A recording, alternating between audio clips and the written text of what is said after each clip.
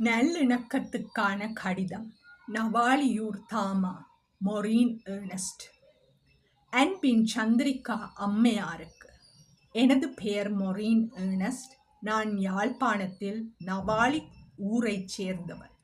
நான் 1995 ஆவணி 9 நவாலி குண்டு வீச்சில் உயிர் தப்பியவள். 1995 ஆவணி 9 நடைபெற்ற முன்னேறி பாய்ச்சல் இராணுவ நடவடிக்கையின் போது ஸ்ரீலங்கா அரசாங்கம் பொது மக்களை பாதுகாப்புக்காக கோயில்களிலும் தேவாலயங்களிலும் பாடசாலைகளிலும் தஞ்சம் புகுமாறு அறிவுறுத்தல் வழங்கியது.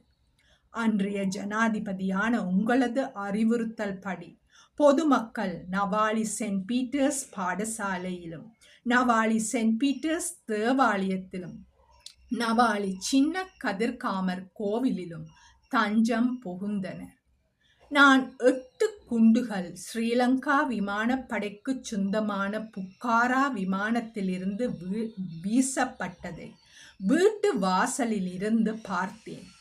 குண்டு வீச்சினால் பாடசாலையிலும் கோவிலிலும் ஆலயத்திலும் தஞ்சம் புகுந்தோர் கொல்லப்பட்டனர்.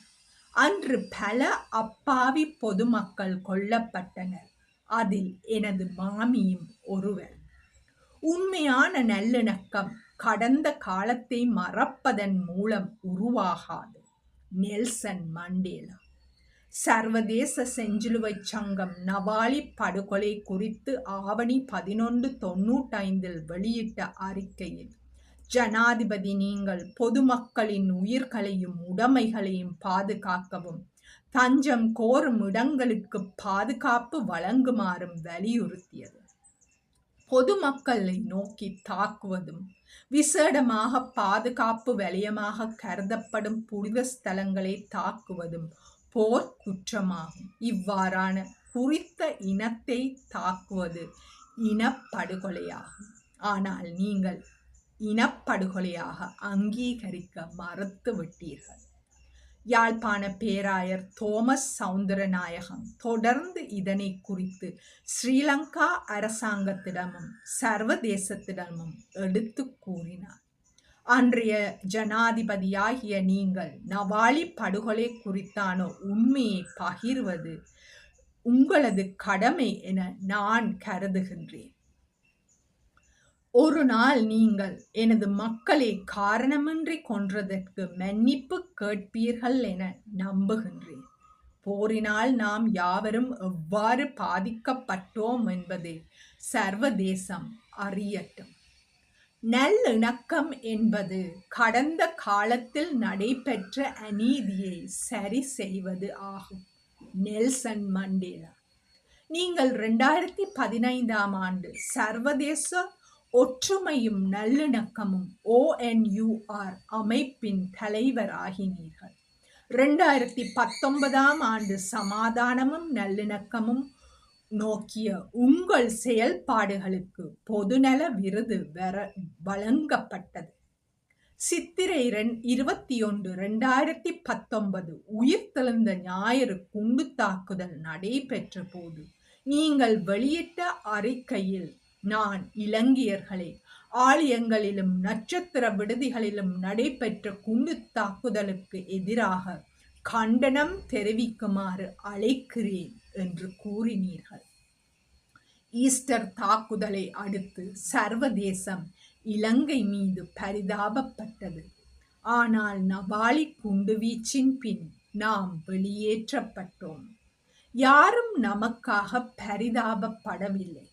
25 வருடங்களின் பின் நான் எனது கதையை கூறுகிறேன்.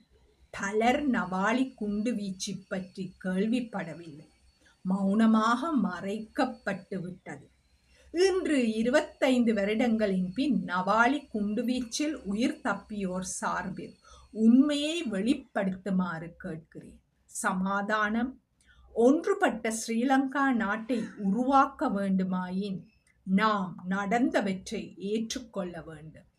ஜனாதிபதியாக இருந்த நீங்கள் 25 வருடங்களின் பின் உண்மையை பேசுவது அவசியம். நல்லிணக்கம் உருவாக வேண்டுமாயின் முதலில் உண்மை அவசியம். கிமத்தி பி. டைசன். இறுதியாக நான் கூற விரும்புவது, மொரீன் ஏர்னஸ்ட் ஆகிய நான் எனது கிராமத்தை குண்டு வீசி கொன்ற ஸ்ரீலங்கா அரசாங்கத்தையும் அதன் ஜனாதிபதி உங்களையும் மன்னிக்கின்றேன். என்னையும் எனது மக்களையும் அன்றிலிருந்து பேரதிர்ச்சியின் பின் மன அழுத்தத்தினால் அவதிக்குட்படுத்திய ஸ்ரீலங்கா அரசாங்கத்தையும் உங்களையும் மன்னிக்கின்றேன். இளைஞர்கள் துவக்கை தூக்கி போராட தூண்டிய ஸ்ரீலங்கா அரசாங்கத்தையும் உங்களையும் மன்னிக்கின்றேன். நவாலி படுகொலையின் நல்லிணக்கத்துக்கு பாதிக்கப்பட்ட நாமும் அன்றைய ஜனாதிபதி நீங்களும் உண்மையை பேசுவது அவசியம். நீங்கள் எமது பாதிப்பை புரிந்து கொள்வீர்கள் என நம்புகிறேன். ஒரு நாள் நீங்கள் நவாலி மக்களிடம் மன்னிப்பு கேட்கும் போது நாம் நல்லிணக்க பாதையில் ஒற்றுமையுடன் பயணிக்கலாம். என்றும் உங்கள் உண்மையுள்ள நவாலியூர் தாமா மொரீன் ஏர்னஸ்ட். 9/7/2020. என்றும் சாந்தமும் சமாதானமும் ஸ்ரீலங்கா நாட்டில் நிறைவாக கிடைக்கப்பெறுவதாக. நன்றி.